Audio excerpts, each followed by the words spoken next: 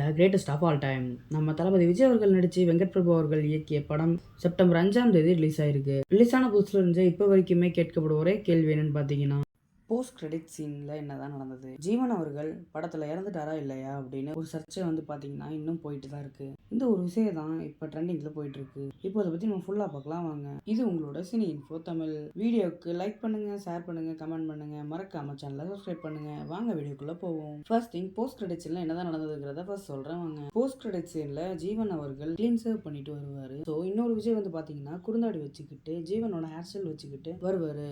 இவர் clone version 2. இவர் shooting practice பண்ணிட்டு இருப்பாரு காந்தியோட போட்டோ வச்சுக்கிட்டு. அந்த டைம்ல ஜீவன் பரவாயில்ல, நீ நல்லா தான் பண்ணிட்டு இருக்க, நமக்குன்னு ஒரு நேரம் வரும், அந்த டைம்ல உன்னை இறக்கி விடுறோம் சொல்றாரு. ஜீவன் இந்த டைம்ல சயின்டிபிக் லெபார்டரி மாதிரி இருக்கு. அதுக்குள்ள பார்த்தா க்ளோன் வெர்ஷன் 3, அதாவது 3வது ஜீவன் உருவாக்கிட்டு இருக்காரு. சோ சிம்பிளா சொல்லணும்னா, இதுக்கு முன்னாடி சீன்ல பாத்தீங்கன்னா சேப்பாக் ஸ்டேடியம்ல தளபதி விஜய் ஜீவன் நெத்தி போட்லயே சுட்டு கொண்டுருவாரு. அதாவது 2வது ஜீவன் ஷூட்டிங் பிராக்டிஸ் பண்ணிட்டு இருப்பாரு. 3வது ஜீவன் இப்பதான் லேப்ல ரெடி ஆயிட்டு இருப்பாரு. இந்த கதை எந்த மோட்டிவ்ல போகுதுன்னா, நிறைய க்ளோன்ஸ் எல்லாம் உருவாக்கி காந்தி அவர்களை கொல்லணும்னு பிளானாவே இருக்கணும்னு சொல்லலாம். ஸோ இது க்ளோன் வருஷம் தான். எப்படி சொல்றேன்னா, காந்தி 15 வருஷம் முன்னாடி செத்துட்டான்னு நினைச்சிட்டு இருந்த தன்னோட பையன் ஜீவன் இப்போ உயிரோட நிக்கிறான். காந்தி ஒரு நிமிஷம் மூச்சு அடிச்சு நின்றுறாரு. ஆப்போசிட்ல நின்றுட்டு இருந்த அவரோட பையன் ஜீவன் அங்கிருந்து போயிடுறான்.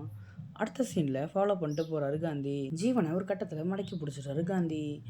எமோஷ்னலா ஆகி ஜீவன் காலை கட்டி பிடிச்சி அழுது அவரோட எமோஷனல்ஸை வெளிப்படுத்துகிறாரு. ஆனா ஜீவன் சுத்தமாவே எமோஷனல் வெளிப்படுத்தல. அந்த மாதிரி ஜீவன் வீட்டுக்கு போன அப்புறமும் ஸ்னேகா கிட்ட எமோஷனல்ஸை அவ்வளோக்கு வெளிப்படுத்தல. ஆனா நம்ம படத்தோட வில்லனான மேனன் அவர்களுக்கு மட்டும்தான் ரொம்ப எமோஷனலாகவும் எல்லா எக்ஸ்பிரஷனையும் இவர்கிட்ட தான் வெளிப்படுத்துறாரு. ஸோ சிம்பிளா சொல்ல போனா, இந்த க்ளோன்ஸ் எல்லாம் ப்ரோக்ராம்ஸ் வச்சுதான் உருவாக்குவாங்க. பார்க்க மனுஷங்க மாதிரி தான் இருக்கும். ஆனா ஒருத்தரோட டிஎன்ஏ வச்சுதான் எல்லாத்தையும் உருவாக்கி இருப்பாங்க. ஸோ பாத்தீங்கன்னா, ஜீவனோட ஃபர்ஸ்ட் க்ளோன் என்னென்ன ப்ரோக்ராம் பண்ணியிருப்பாங்கன்னா, காந்தியை வெறுக்கணும் தான் ஜீவனை முதல்ல உருவாக்கியிருப்பாங்க. ஸோ க்ளோனில் ஃபர்ஸ்ட் மேனன்ட்ட மட்டும்தான் பாசமாக நடந்துக்கணும்னு தான் ப்ரோக்ராம் பண்ணப்பட்டிருக்கும். பட் மேஜர் மோட்டிவ் காந்தியை எதிர்க்கணும் தான் இருக்கணும்.